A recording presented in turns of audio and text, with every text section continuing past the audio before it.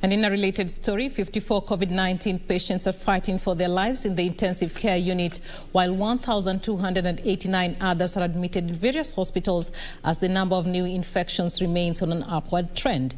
In the latest data by the Ministry of Health, 492 new cases were reported, while 12 others succumbed to the virus in the last 24 hours. This comes as the Kenya Medical Association is demanding the government suspends all political rallies for the next 30 days to curb the increase in COVID-19 cases and provide protective gear for health workers. The latest data by the Ministry of Health paints a grim picture of the COVID-19 situation as 492 new cases were recorded on Tuesday out of 3,728 samples tested.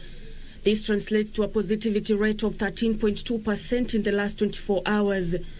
The number of fatalities has also risen to 1,039 after 12 more patients succumbed to the disease. This even as 404 patients were discharged, out of which 246 were from the home-based care program and 158 from the various health facilities.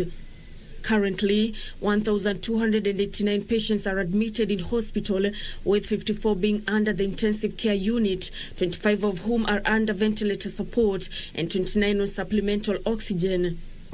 Another 78 patients are separately on supplementary oxygen, out of which 68 are in the general wards and 10 in the high dependency unit.